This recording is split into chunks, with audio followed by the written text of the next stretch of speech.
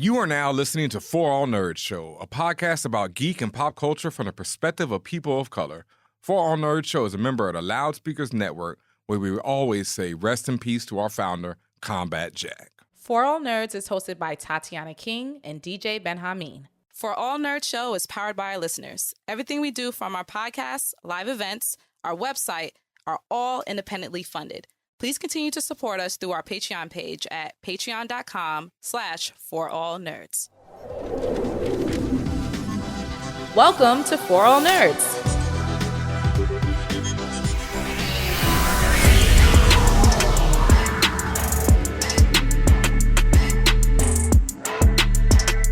And what's up, y'all, and welcome to another episode of the For All Nerds Show, the voice of the Urban Geek podcast, where we discuss geek and pop culture from the perspective of people of color.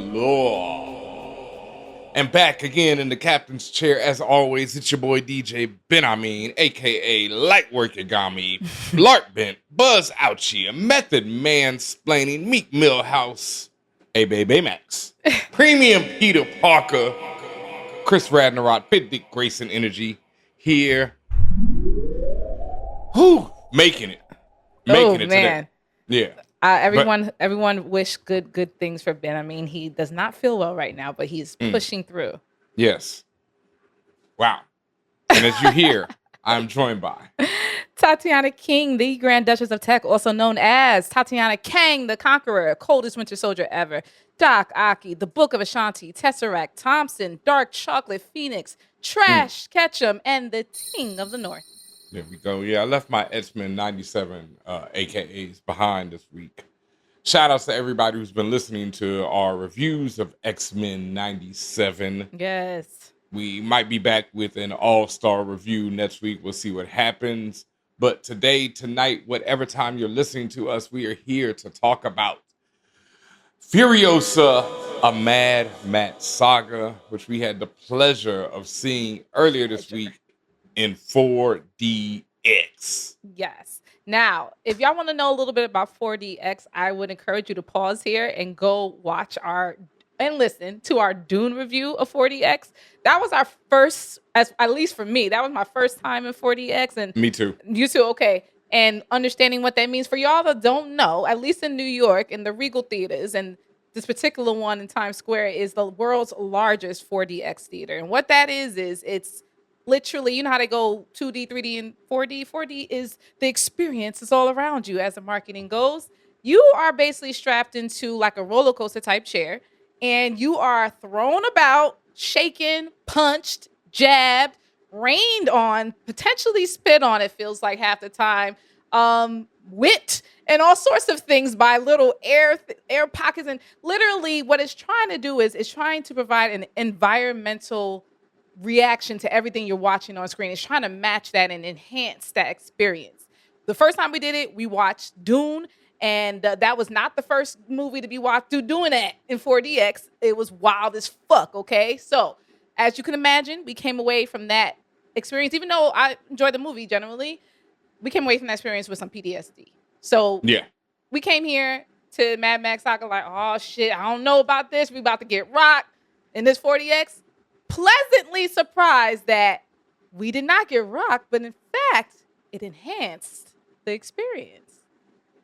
And I'm really proud of them. Good job, guys. You turned it down on going too ham on this. Appreciate you. I would say I would definitely recommend, this is one of the few movies you can watch in 4DX. And just be careful. Just be careful. Anything else on that 4DX before we get into our overall thoughts, Ben? I pretty much mirror everything you said. Like, I did not enjoy it at all in Dune 2. I'm still traumatized about that shit. There's a scene in Dune 2 that I'm dreading actually watching the movie again because I feel like it's just going to bring back those bad memories. So I haven't watched the movie again since. My duodenum. Yeah, I will eventually, but not right now. And this time, and I was the same way going in, I had trepidation and all that. But once I got in there, it was pretty smooth. I really enjoyed it. I mean, I enjoyed Furiosa more than I enjoyed Dune 2. You know, I liked Dune 2 a lot. I just love Furiosa. And Yeah. before we get into the like proper review, of it, a little caveat, I guess. Fury Road is one of my favorite films of all time. Like, I think good. Fury Road is a near perfect movie. I think George Miller, the director, is one of the greatest directors ever in Hollywood. And I just have such respect and such fondness for that film. I've watched it many times. I've watched the black and white cut of it. I just love it. It's just it's just one of my favorite films in the story. Like, it's got to be my top 20. Okay. It's exceptional. I'm also a big fan of. I don't know if I'm a place at top, but it's up there. Like, it's just a. And I will say, Furiosa made me remember how much I really actually loved Fury Road. Right, like. Yeah. It's as you said, it's everything you said about being so well done and the cinematography of it. And like, it's so smartly arranged too. It's like when we talk about like symphonies of work, like this body of work is particularly in Fury Road we're talking about, it is a symphony of like what it means to understand filmmaking, I would say. Like, everything just works in concert so well together, and it gives you that lasting impression in your head and your memories. And like, it's just something you don't really ever forget. So also a big fan of Fury Road. And again, just I did enjoy Furiosa a lot. It just reminded me how much I really did love Fury Road. Yes. That being said, now with Furiosa, I fucking loved it, dog. Like, that's the first thing. Like, I was told I was smiling throughout the whole film. I remember smiling. You were sitting up. I sat up. I was forward. Yeah. I was sitting forward. I was full of attention. I was screaming out, yelling at parts. I definitely screamed, "What the fuck?" at one scene during this. People have been talking about it. There's I think 19-minute straight action scene, and about 12 minutes into it, I screamed, "What the fuck?" Because I just couldn't believe how they kept ramping it up. Yes. Yeah, that 12-minute mark, I was just like, all right, y'all. That's when I just threw my hands up. Like, I remember about 30 minutes in, I was like, okay, this is, just as good as Fury Road, and I'm going to need to see this again. I remember I said that like 30 minutes early. in. Yeah, early. I mean, because like I say, George Miller, I get it what he's been doing with these movies. It's from a writing perspective, they talk about how on Fury Road there really wasn't much of a screenplay at all. It's really done just with storyboards and a really light script because there's not much dialogue. There's more dialogue in this, but I'm sure there was a lot of it where it's the same thing. Like that 19-minute sequence is a lot of storyboards and not much script. But I think what I really enjoyed about Furiosa was how much, after I sat and thought about it, and I'm glad we had like a day or two to think about the film before we did our review, how much it really makes Fury Road even better. Yes. It's one of those prequels that like Rogue One, where it's very Rogue One. Yeah, it makes everything better around it. It's very Rogue One, and it also reminded me of its structure, not only because it is a revenge film, but because of the chapters. It's a very Kill Bill type of film. Yes. It reminded me of Kill Bill. Yeah. And any revenge film for that matter, because it's not much. We're not going to do very much spoiler here, but it's not much of a plot. It is a revenge film. Furiosa is out for revenge. You know what I mean? And there's some other shit going on in her life that really feeds into Fury Road, but the overall thing is revenge.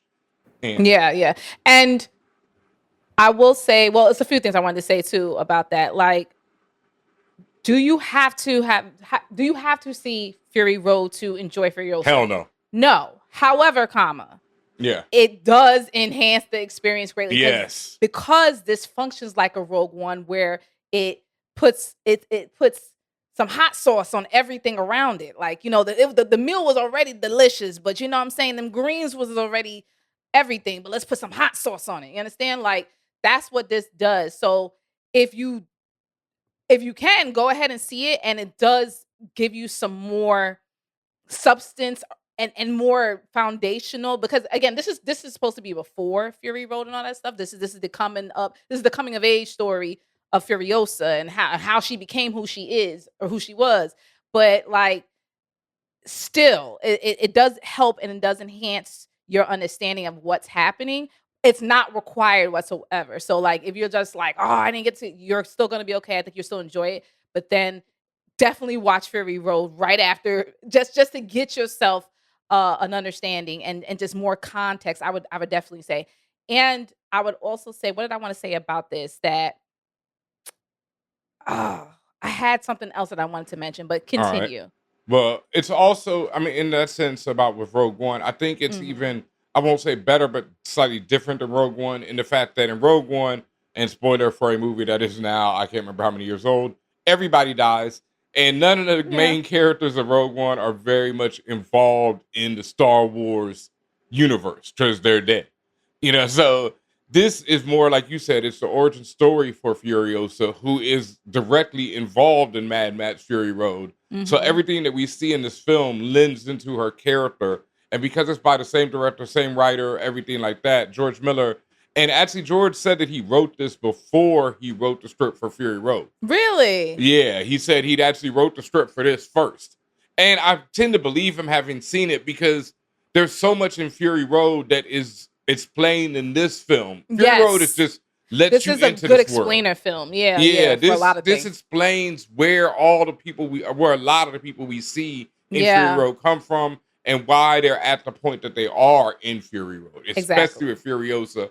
But even a lot of the minor characters like the Bullet Farm leader, the other big fat nigga, um, With the nose, with the with the nose, with the yeah, nose and the titty rings and whatnot. yeah, the Yeah, nose and the titty the titty rings, chains, the and titty then chains. even my man Immortan Joe from the first film. Hmm. All those characters we get to see in this film, and so it lends into where they are and why they who they are in Fury Road. So And it's even yes, more like intertwined than Rogue One it, is, it let's is say. very interesting. And that reminds me Yeah. of what I was going to say, which is what Benhameen said earlier about there's not necessarily a plot to be had. Like there's Hmm. stuff happening, obviously, but it is a story. It's a backstory.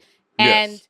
because of that, do not, under any circumstances, let anyone ruin or tell you what actually happens in this film. And we will not tell you specifics of every single thing, but really, because the things that are happening are truly what the fuck at times, and not in a bad way, in a very like imaginative, like, damn, I did not think that they were gonna something like this would happen, right? I did not think I would see something like this. Like, it's a lot of, if you know anything about Mad Max, is a lot of ingenuity, literally, like figuratively and literally, there's in terms of when it comes to mechanics, when it comes to tech, when it comes to movement, space and time, like how people dress, how people talk, how people everything.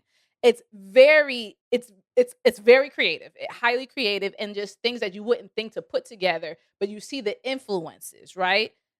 Fury Road, Furiosa, that whole world about that whole idea of just a post-apocalyptic wasteland mixed with, what is that? Masochism mixed with just sheer violence, obviously, mixed with dark comedy, and mixed with also just this really abstract beauty to it. Like it goes really hard in a lot of different ways, and that's why I say, like, just don't let people tell you exactly what happens during the movie, right? Like, 'cause people gonna be excited when they come out.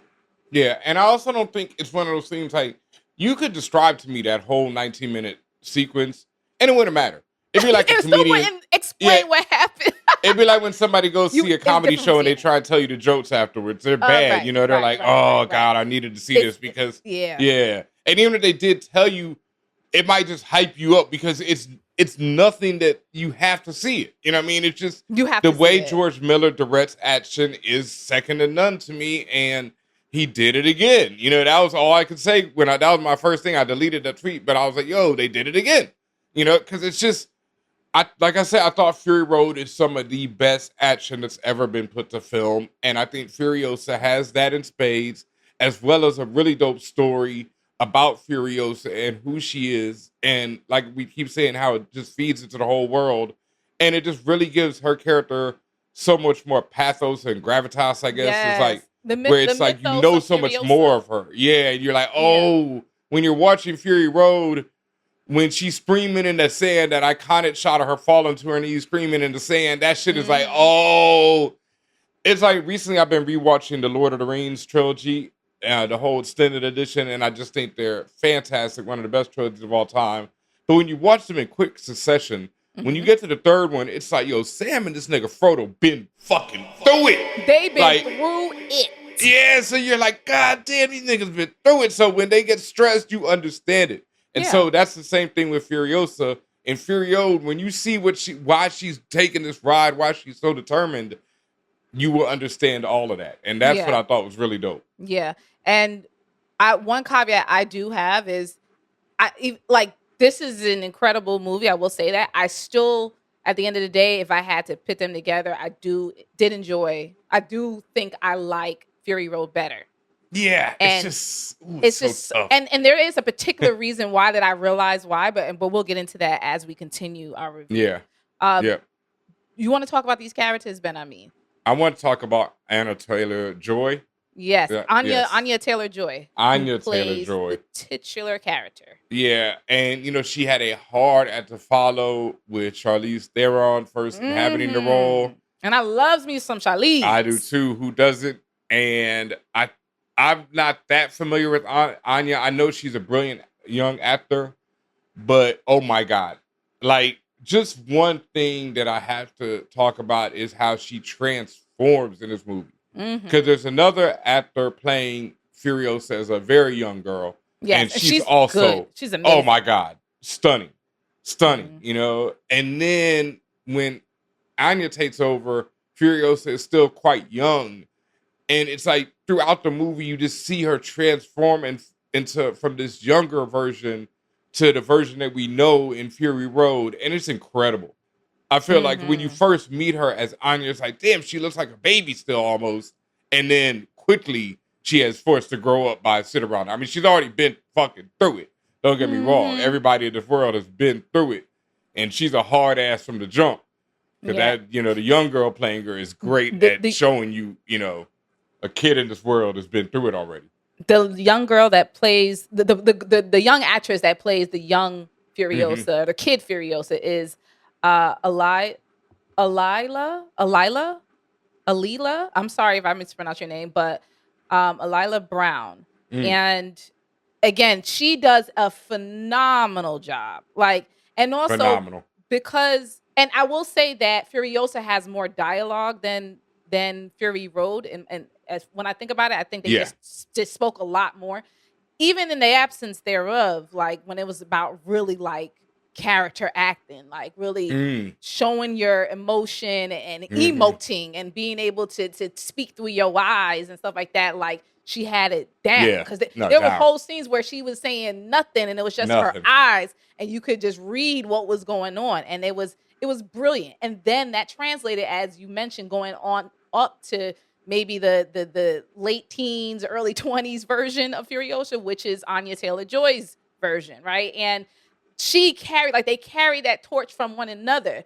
And it was really like, it was an incredible, also, even though it's the story, it's also like a tribute to Furiosa. And you could tell like how much George loves that character. And I you can't tell, that's Furiosa's my favorite character in the Mad Max saga. So in the Mad Max universe. So just they did Furiosa justice. Yeah. And I'm really happy with just not only the through line through all the different stages of life that you see of Furiosa in this film, but just the aura and the gravitas that was brought.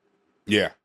No, I think, I've already said, I think she did a fantastic job, like you said, throughout everything, even when she just having to emote. I know she did a lot of the stunts herself. You can see it in the film, and it's great. What you were just talking about, though, I do want to mention, because I've got the NBA playoffs in the background, and avoid the commercials, y'all, because they're showing some of the illest sequences in the commercials that's already. What I mean. I'm like, let nobody tell you. Oh, I'm tight. And it doesn't matter. It is different when someone tells you versus if you see it. Yeah, when you see it, it's worse. Yeah, I'd rather someone have told me about that than what I just saw on screen. I'm glad I already saw it. But if I just seen that sequence on screen, I would have been pissed. You would have been mad. You would have been mad seeing that. Because that's one of the illest sequences, and it's like you got to see it all unfold. Why would they put that in the trailer? Not on the marketing. Listen, this is what I'm Yeah. saying. Like, I know it's like, and that's part of our job. We got to watch trailers and talk to y'all about it. But half the time, I'm just like, damn, I don't want to see the trailer. I want to be fresh when I sit in the theater. And thankfully, I didn't. No, me Besides either. the early stuff that came out, I didn't watch much. I was just like, no, I'm going in there Nope. fresh. So I didn't I see already none knew. of Yeah, this. same. Okay, I good. refused to watch any of the trailers because I was like, I'd already know. I'm going to see this No. movie as soon as I can. It was dead ass. Oh my god! Every time Yeah. something went down. Fucking hell. Anything else you wanted to mention about Anya, or do you want to move on to? No, we can move on. we can She's a talk- beast. So the other person, if you see like a lot of the flyers, you'll see Furiosa, and you'll see another nigga that looks pretty familiar. He's not Thor this time, but Chris Hemsworth playing Dr. Dementis. The Yes. doctor was not earned. He's just Dementis. That's not his real I mean, he's a doctor title. at being demented, so he earned that. That. PhD in pain.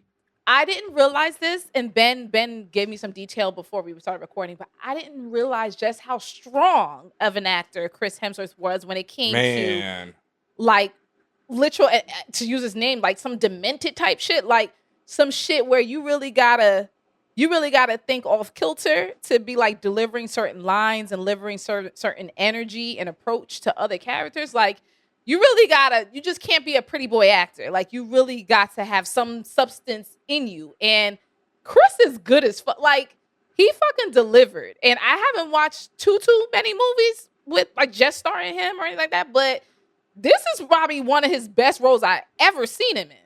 All right. I Googled it real quick, and I want you to Google this while I tell you this. Google Bad Times at the El Royale, because I want you to see the images of Hemsworth that pop up when you Google the movie. All right.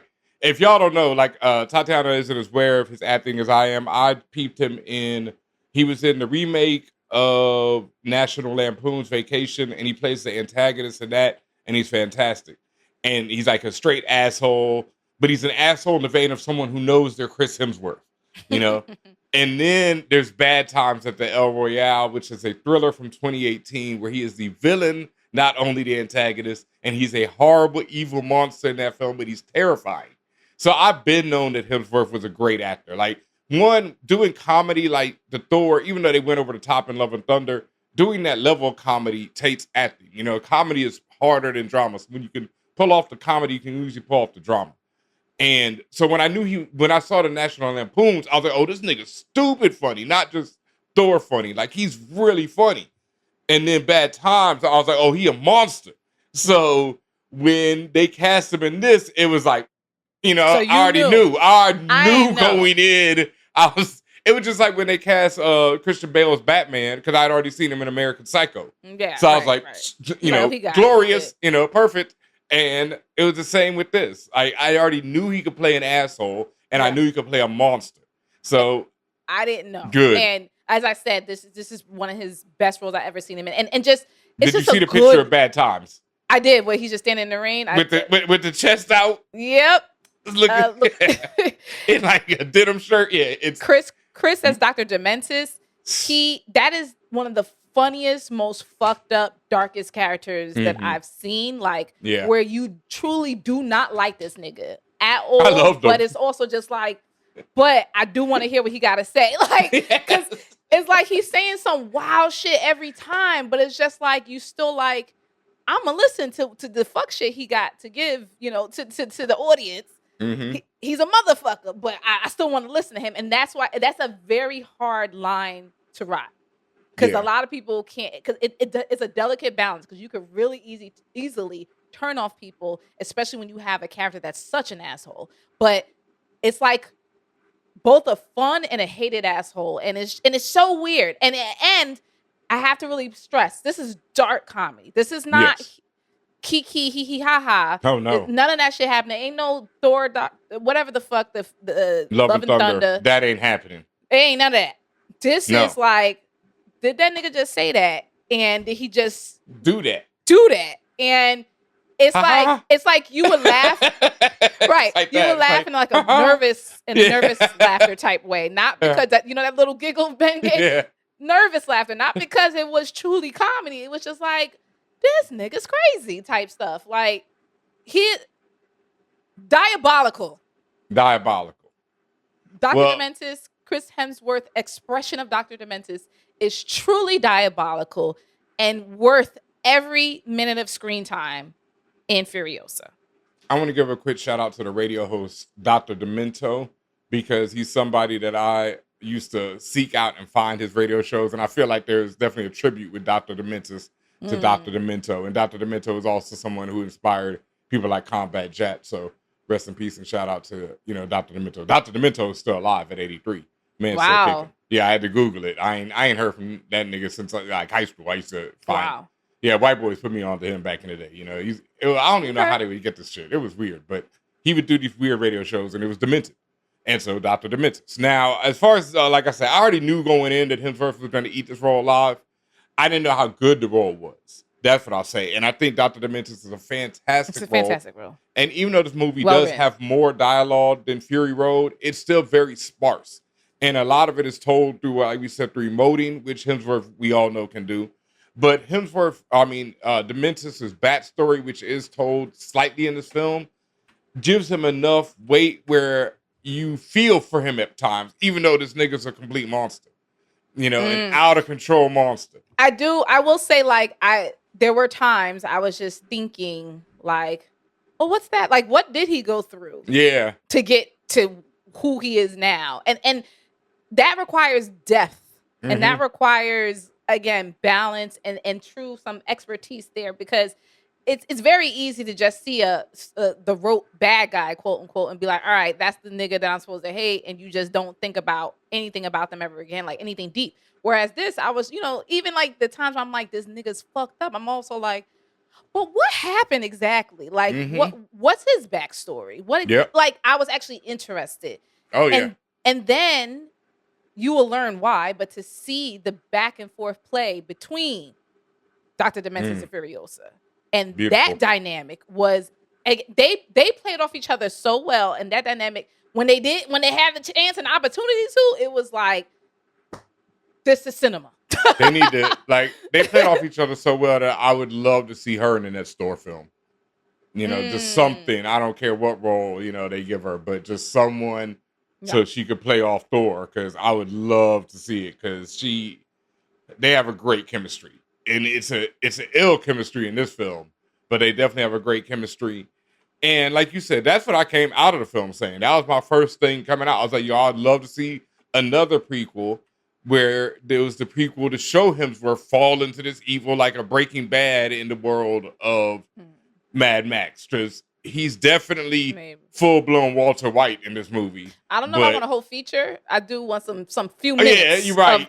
What happened. I wouldn't want a whole feature just about Dr. Dementis, because at the end of the day, as I mentioned earlier, he's a motherfucker. Yeah. And I don't think he deserves all that shine necessarily.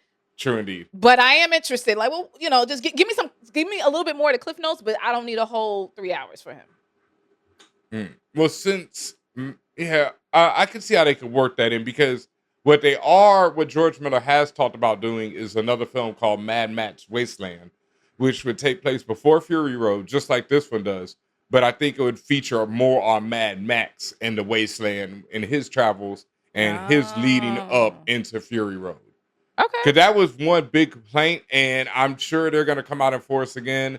The misogynists were super upset about Mad Max Fury Road because they felt like it was misnamed. They were like, they should have called it Furiosa. Because it was basically her story, and then it was along for the ride grunting. Which is fine. And that's one of the many, many reasons why I love Fury Road. Me too. It's one of my reasons too. It's one of the reasons why I love it so much, is because one thing that is repeatedly said in Fury Road was who ruined the world. And it's implied that, men had a big part in that. Women keep asking that question. And that's something that I just thought was so subversive, and who killed the world, as I think the line actually, who killed the world. And I thought that was so, just such a fire thing to put in your movie. Now, I'll always say that about Furiosa. I felt like this movie isn't as where it's like men killed the world. It's more like everybody kind of did it and just watched it go down. It's just because they put you in the middle, because there's a very, like the other one, there's a very brief point in the beginning where it first comes on, where they just, you hear news blurbs, right? Mm-hmm. Like people saying the world is falling and this is, the economy's collapsing and the crops is dying. Like they just basically setting up to be like, everything's shitty, okay? Everybody down bad. it's not really blame about who's doing what. It's like everybody's down bad and everyone's behaving down bad because of it. And enter all these people.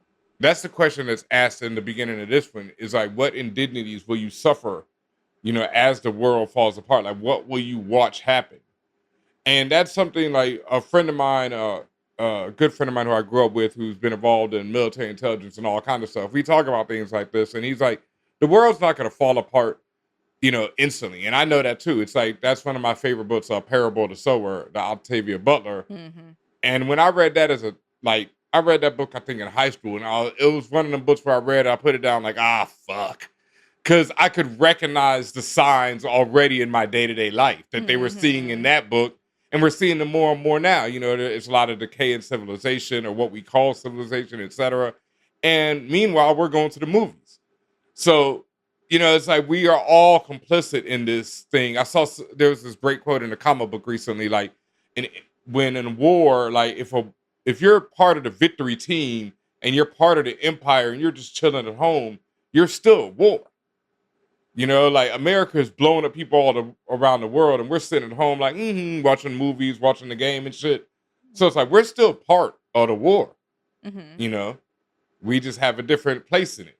Right. No, I get it. Absolutely. Yeah.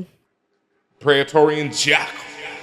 So, Lachi, and again, apologies if I'm mispronouncing these names. Mini Max. Yeah. Tom Burke, also known as Mad Max Jr. But in this film, in Furiosa, he's called Praetorian Jack. Okay. I just feel like George Miller put him in like, nigga, y'all shut the fuck up. Like, yeah, like he was clearly he's clearly the Mad Max Jr. archetype. Like, I got it. I was like, got it. But he is also, and his name is Praetorian Jack for a reason. He's a Praetorian, which if you learned in the other films, that's what Furiosa is. She's a Praetorian. She's like in charge of like the deliveries, and then she's a badass, right? She's the one who makes sure everything get through the way it's supposed to get through. That's the executioner type role, right? Like, she drives the big rig. She drives the big war rig, like the biggest, the biggest, the strongest, all that shit. And again, responsible for the deliveries back and forth, getting the goods back to the Citadel or wherever that it needs to go, and just making sure that even like through relentless attacks and brutal everything happening around them, that they still make it through no matter what. So you have, go ahead, you have the male version of this, Praetorian Jack, played by Tom Burke in this.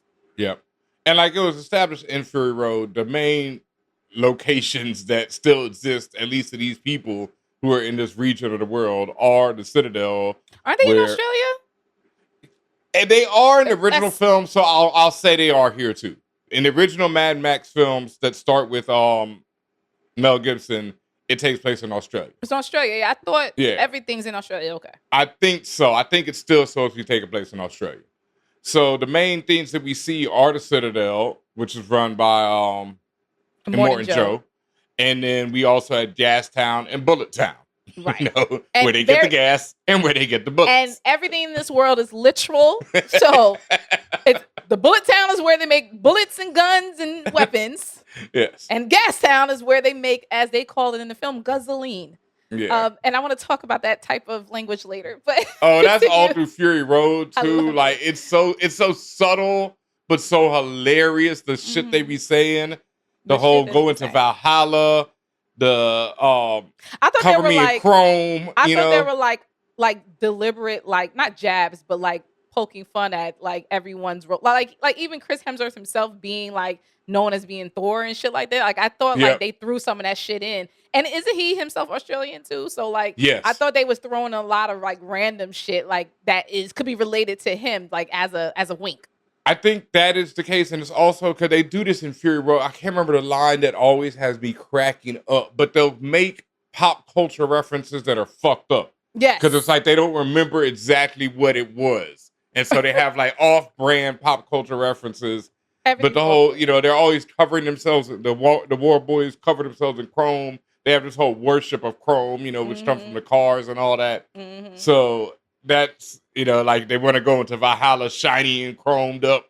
So they, spray themselves. But the language is great. in the minimal dialogue they have. That's just great world building. That's something that these films are fantastic at, and Furiosa really does the job with is the world building. Yeah. But back to Mini Mad Max, Praetorian Jack. I thought he did a fantastic job as well. Excellent job. Fucking hell. Excellent connection with Furiosa, Anya Taylor-Joy's character. Like you.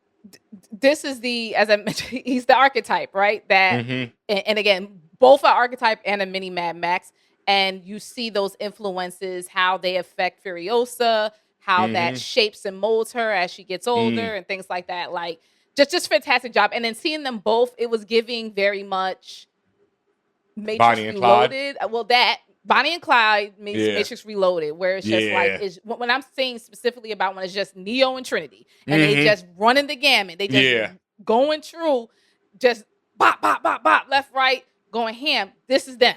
That's them. You said the magic word, Gambit, Rogue and Gambit in X-Men 97.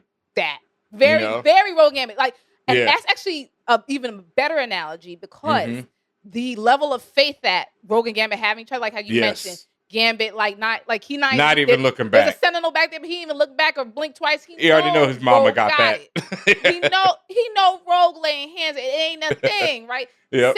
Same approach to Praetorian Jack and Furiosa. It's just that type of this nigga. They got it. Yeah, that's my road dog. Like I ain't got no worries. I don't have to look. It's that playing basketball. It's that no look pass to your partner. Like they got it. I always got the alley-oop for you. I'm always there. That's the type of approach it was. And it felt very fun because you mentioned Bonnie and Clyde. It had that fun aspect to it. Like, as long as they tag team together, they tag team championship partners, we good. Yeah, we good. Everybody's getting thrown out the ring. Everybody. And they standing at the top on the top buckle at the end, yelling at niggas. They both standing at the top of the ladder, bringing down the money in the bank suitcase. Easy. Yeah, no, I don't know him from shit at all, and I thought he was fantastic because, one, he doesn't have a lot of time to really, and that's why he is an archetype character, because it doesn't have a lot of time to really get you introduced to him. Yeah. But he does, in the time that they give this character, makes you fall in love with the character, makes you fall in love with him and Furiosa. And I thought he did a fantastic job. I didn't expect him at all. I didn't know shit about Praetorian Jack. I didn't expect that. Yeah, and I didn't even know he was part of the film. And then it was like, oh, okay, and this is awesome. I was like, oh, okay. Yeah. Gotcha. And Morning Joe, he was in the Fury Road film, returning again. That's the nigga with the ashen blonde hair and the weird, fucked up, bad built beach blonde body. All that. All nigga. that. Mediocre. That's his famous line from the first one.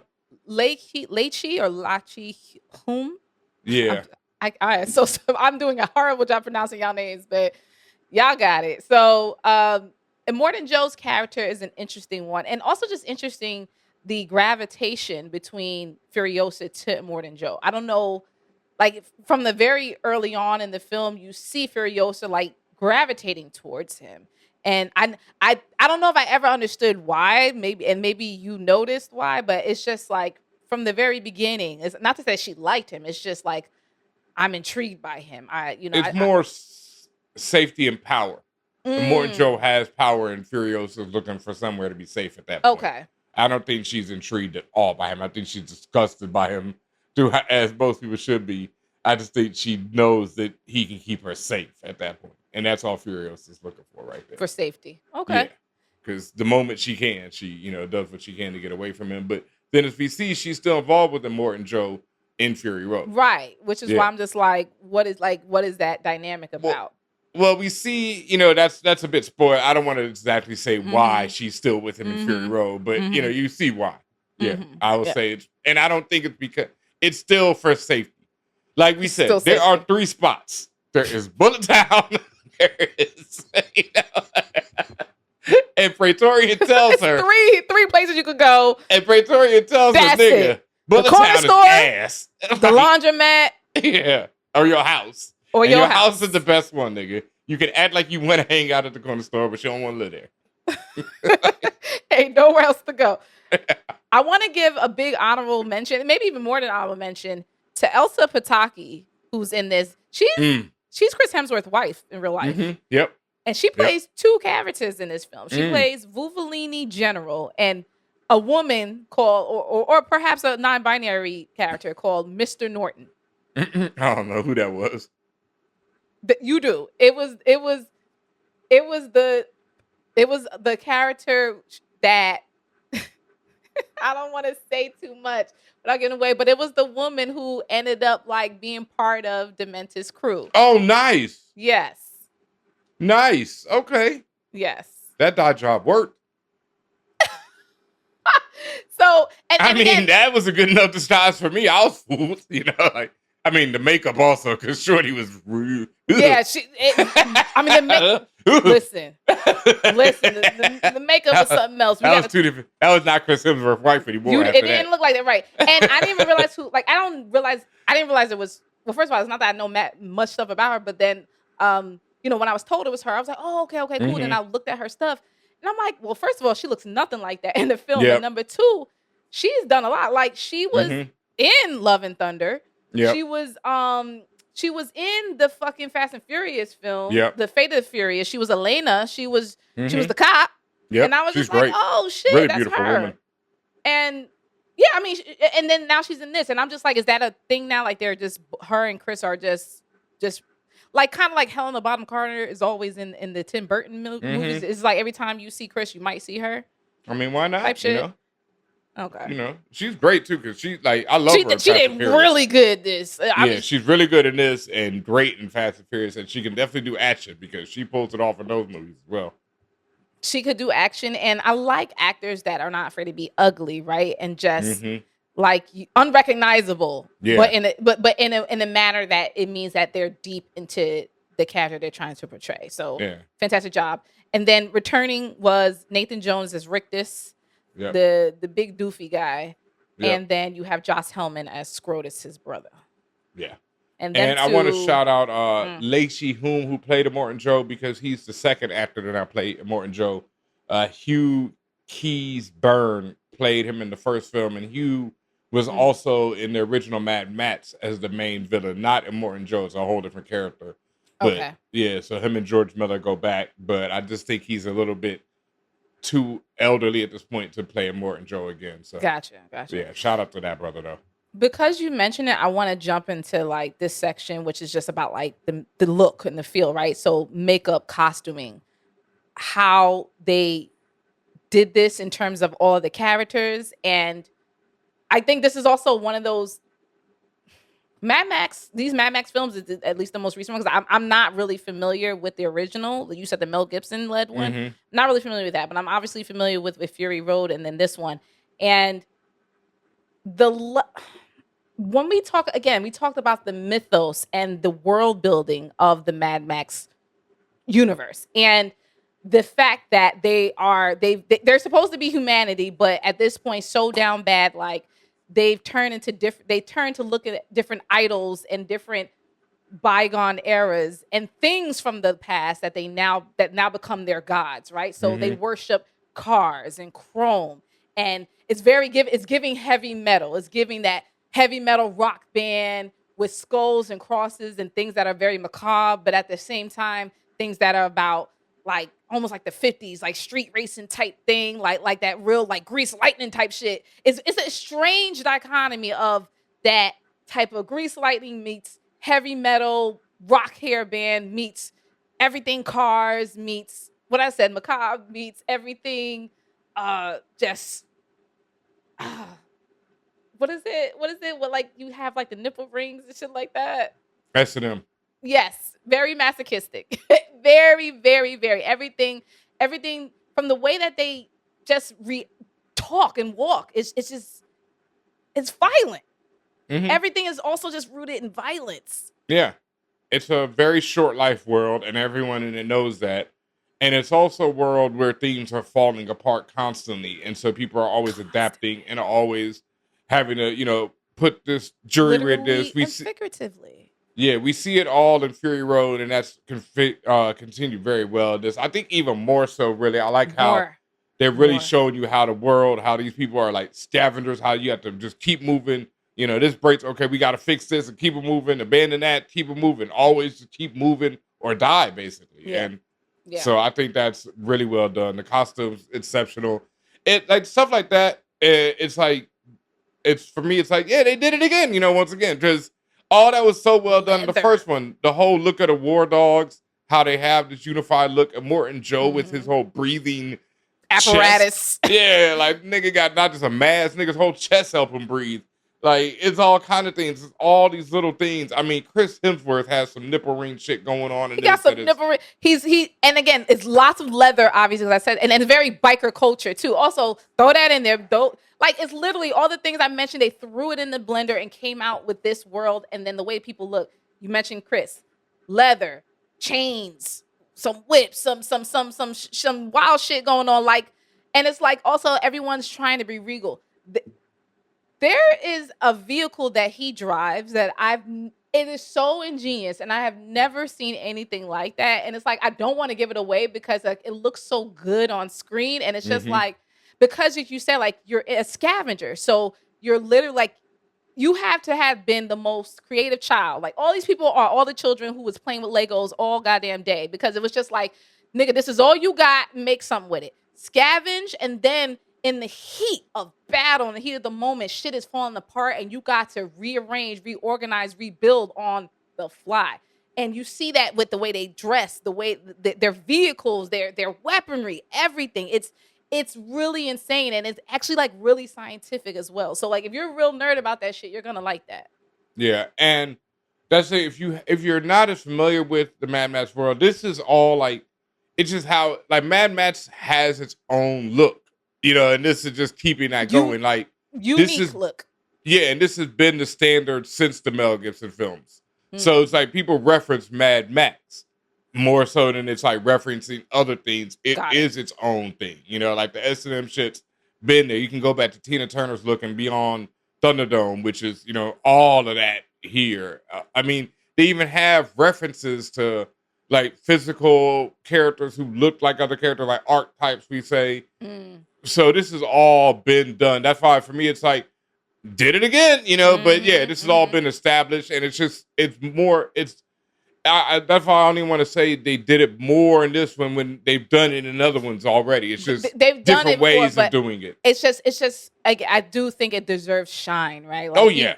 The facial jewelry, just the way that, and it's like, it's so weird. It's just like a repulsive kind of sexual energy too. Like, because it's not like, oh, that look good. It's like okay, this has some sexual connotation, but it's nasty. Like, I don't know. And all the characters have some form of it in some way. And the ones that are the most repugnant and repulsive have it in the worst ways. Like, you'll see lots of cod pieces and things hanging off of certain appendages that, that I guess they thought that shit looked cool to them, and it looked really gross, like the big fat dude. Like, I mean, that nigga look gross no matter what you do. The way he dressed, it was a bit much for me. So, but he was also very sexual with it. It was gross. Yeah.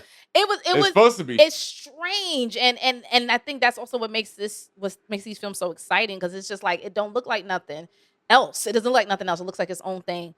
And again, everything was just on point. Costume and makeup, all that, sound, the cinematography itself, just like, it's set in the desert. It's always set in a wasteland, right? So just seeing the expanses of large, empty places like that, but with a lot going on. There are certain shots. There was one shot where a major event happened, but you see it from afar.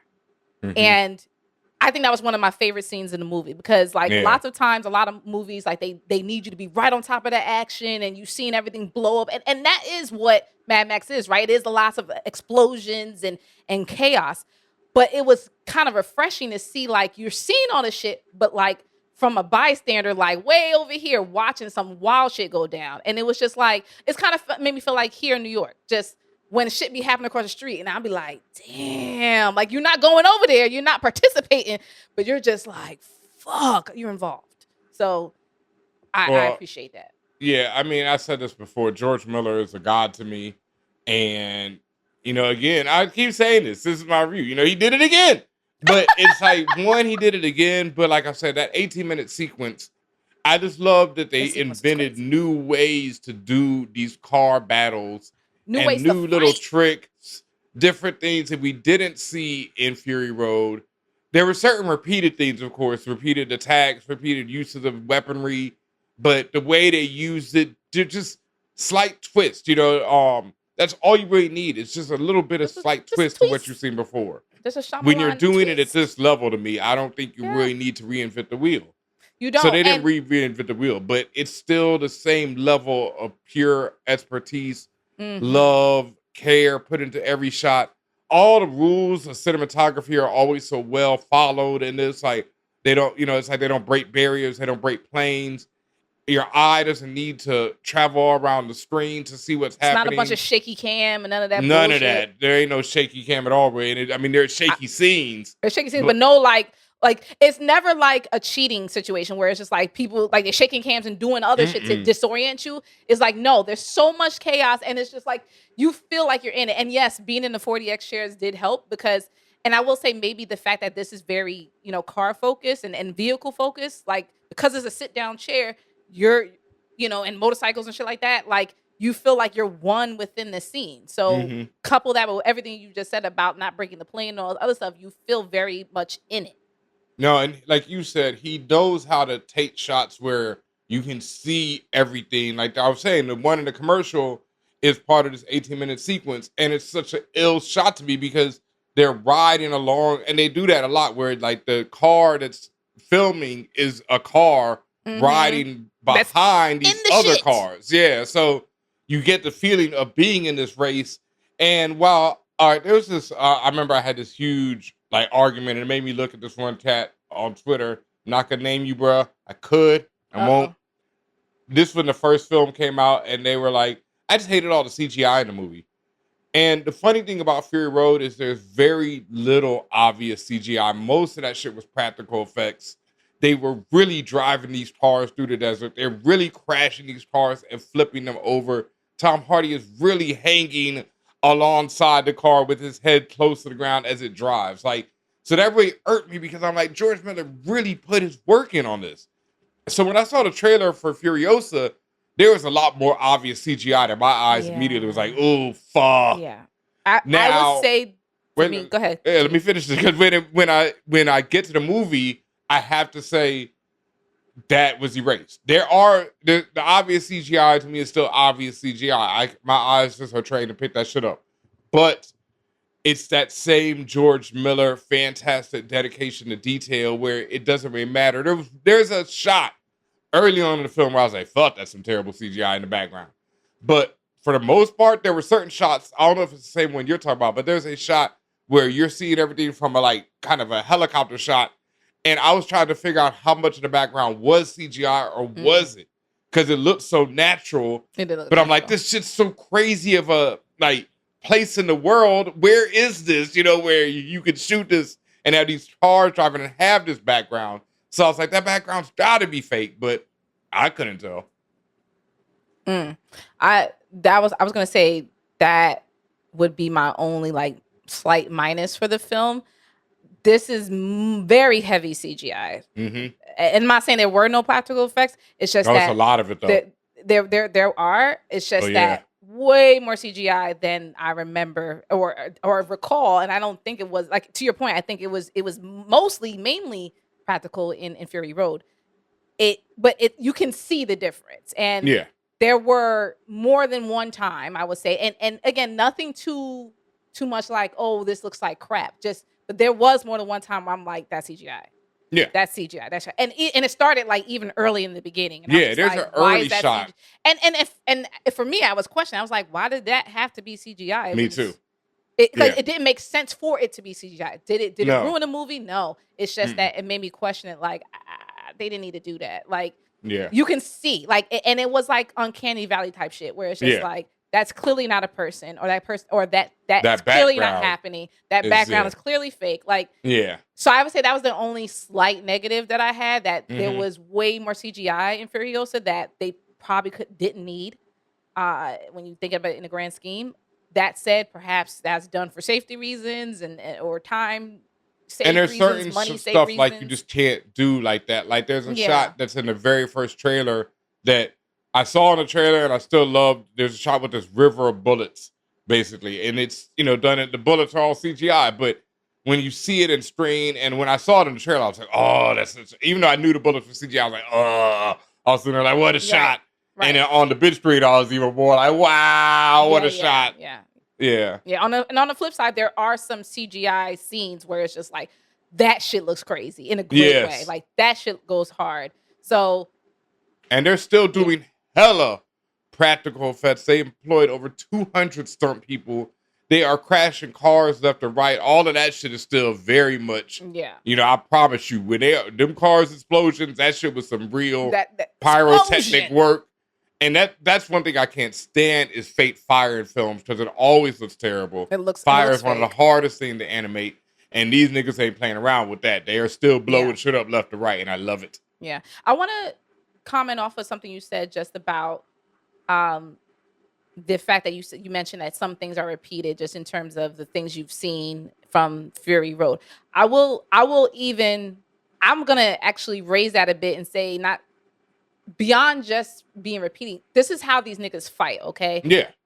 The war boys, they are running and they're doing fucking parkour mixed with Cirque du Soleil on vehicles moving at 100 miles an hour, fucking giant Mack trucks and muscle cars and everything. And they're doing this like they're literally on a dirt road or sometimes like an asphalt road, but they are literally barreling down a road at these breakneck speeds, fighting each other to the death. Okay, so yes, you're gonna see some of the approaches that they did in Fury Road, but they add some inventive shit on top of it. It's like, all right, yes, you're gonna see the war dogs. If you love them, you're gonna get them again. You're gonna see them doing some wild kamikaze shit, going brazy on everybody. Yes, and they're gonna be some new shit on top of that, and new contraptions that you ain't never seen before. And as Benhameen said earlier, when he said there were times that he verbally loudly, because the whole audience heard him, the whole theater heard him, was laughing a little bit when he said, "What the fuck?" Because I was mouthing what the fuck because I couldn't get it out fast enough. Like just things flying in the air that it was amazing. Be there. Like I literally can't wait to see the movie again. It's it's like I said, it's just for Fury Road. It's like it's one of those things where like I feel you. Like Fury Road to me is near perfect, and it's like almost perfect. So it's like, and it's Fury also Road is still big business. And I will also say it's like the difference between Kill Bill Volume 1 and Kill Bill Volume 2. Like Kill Bill Volume 2 is more cerebral, and this is the same thing. This is a very meditative take on the nature of revenge and what revenge means, what it does to someone, what it means to hold that anger, what will you get out of it. It's like one of my favorite G.I. Joe stories from the comic is about Snake Eyes and Storm Shadow, and they have this same talk. It's one of the same talk that Hemsworth and them have in this, and it's kind of mirrored in Kill Bill. The talk that Bill and the bride have at the end is the same talk. It's been done over and over again. The dialogue is different, but people have said this: revenge is an endless circle. That's just an old take, and it's an old true take. That it's an endless circle. Someone will always want revenge. The bride says it to Vernita's daughter. You can come looking for me in 20 years if you want. I get it. I just killed your moms. That's how it go down. It's trying to be an endless circle. And then you come kill me and my daughter gonna be looking for you. Yep. It's just how it goes. So that's been told. But the dialogue of this and the explanation of it, I thought was top-notch, exceptional, all that. But I think this is the difference between Kill Bill Volume 1 and Volume 2. That's a great Fury approach. Road is Volume 1, and this is Volume 2. There's more dialogue, more thought on the nature of why everything is, but there's still some incredible action sequences, just like how Volume 2 has incredible action sequences, but Volume 1 is just a, straight up karate flick, knuckles to the wall, end to end, damn near action. This, takes some breaks, but it don't take many. And when it's on just like Fury Road was. And Furiosa is such a impeccable foundational film, as mentioned, about defining characters and what happens and why certain things move the way they move in the world. And which leads me to just putting even more energy on that dialogue. One of my most top favorite things about the Mad Max universe, and of course in Furiosa, is the dialogue and the language that is spoken. This is like some great value brand version, No Child Left Behind version of English. When I say it's like, you know what they saying, but you're also like, what is that nigga actually saying? It is such a strange dichotomy of almost Shakespearean soliloquy Well, that's mixed with Dementis. well, all of them. Yeah. All of them came very, like, as mentioned, like very Shakespearean mixed with SAT words, but then they would not understand or forget the most easiest basic words and then have, stand-in words for that. So like you have this mishmash language that's being spoken. And again, just as the outside audience, you can pretty much understand what they're saying, but you're also like, nigga, what? Like I said, like I use guzzling as an example. Like just certain things where they're just talking. And I would also imagine like how the actors, like, yeah, you're learning the script, but just literally your way, kind of like having a dialect, like your way of speaking is changed dramatically. And it's like the way they're talking, generally, most of them, is very like fluid, but also janky. It's weird how they're able to do that. And I don't understand like how they came up with how the language is spoken, like how, and it's all English, but how the language is spoken is I really want to learn more about that. That's like, again, shit's crazy. Yeah, and that's all from the first one. That's just George Miller, and like we said this. It's like it's just a breakdown of everything. So the language is broken down. So people are making references to things that they think about, but it's not things they see on the daily anymore. So they talk about old movies and things of that nature, old pop culture, but it's not like there's a radio to listen to or they can go watch a DVD of it. So it's like third, fourth hand knowledge of this shit. Yeah, and yeah. And again, it's just so funny. It's just like certain 4-syllable words is like everyone's saying with no problem, no difficulty, and then other things people are like, "What?" Like it's incredible. I just love how it all flows, and when you mix that with just how everything looks and feels, it's a great film. And if you've never, and I'm sharing all this because especially like if you just don't know the background or not really sure about the story or even just forgot, like this is the type of shit you're getting. Like it's world class. Yeah. I really don't have much more to say on it. Like I think we've covered it. I think it's a great film. I think everyone should see it. If you like action, it's if you like an action summer movie, this is top notch. It doesn't get much better than this. Oh, that is the last question I had. What did you feel about the pacing? I will say for me, because this had more dialogue and maybe not as much as I expected, in certain parts in the beginning, it wasn't slow. It was just, let me be clear. It didn't slog. It was just like, okay, I guess I was just trying to be like, where is this going? And then like I got into the groove. Versus with Fury Road, I was in it immediately, I felt. So I don't know.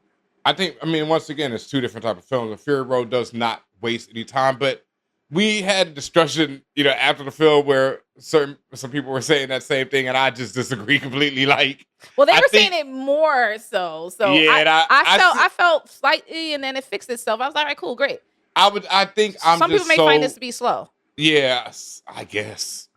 I don't, that's one of those things I just disagree with because I felt like when and that's why I can't spoil anything, but no, I disagree. I get why people can say that because it's not, if you're comparing it to Fury Road, like, it don't start off like Fury Road, but, few films do.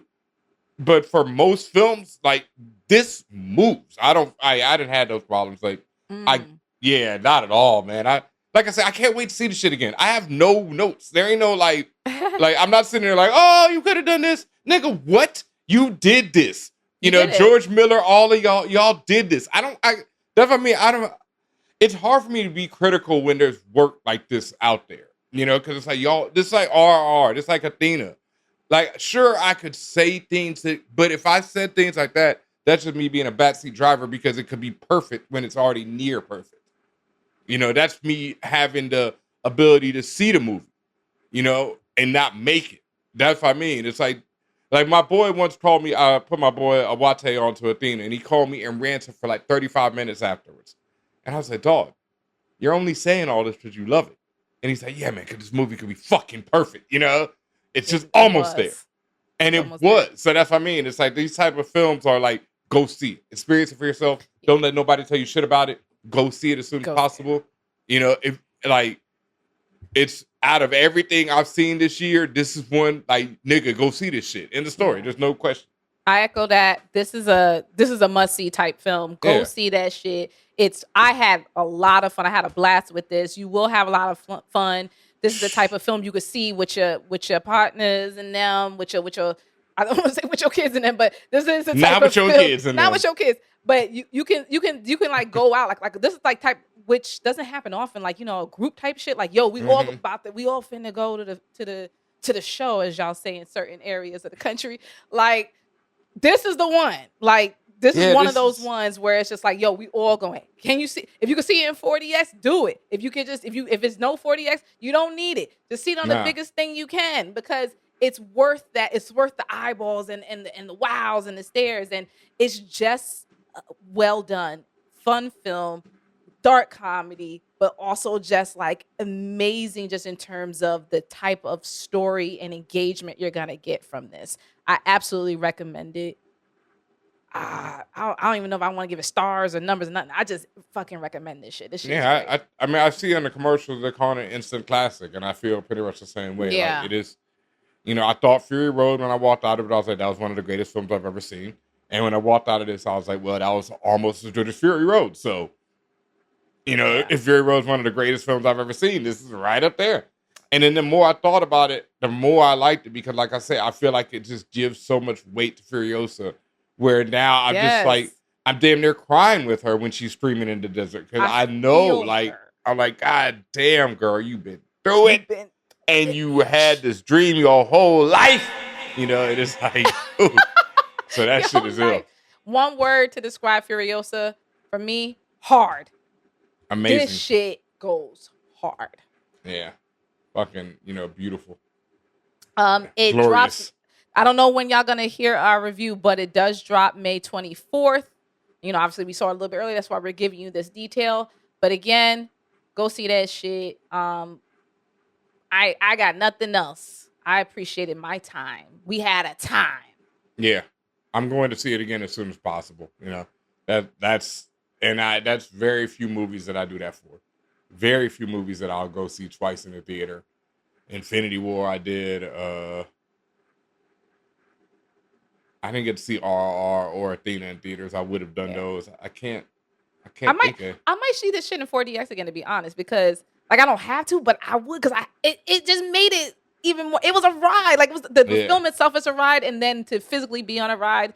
And as I said, it was a marked difference from when we watched Doom, because the movement of the chair and when they decided to do elemental shit at you, you know, water and whatnot, and this and that, it all made sense. Mm-hmm. It made sense and matched up with what I was seeing, and I was like, not anticipating, but like when it happened, I was like, okay, I expect that to happen. That matched up with what I'm seeing. So yeah, I fucked with it. Yeah, I don't know, because I did enjoy it a lot, but I don't know. I might see 4DX again. We'll see. Yeah. I'm not sure. But again, y'all, you don't have to. Like, no. Just even watching a regular theater, you'll still have a lot of fun with this. No, I can't imagine anyone seeing this. Like I said, this is just one of those films, you know? Like, this shit is great. It's one of those films that you got to see in a big-ass theater. It's like when I saw Infinity War, and I was thinking about it earlier, how I went and saw it again in an even bigger theater the second time with a full crowd.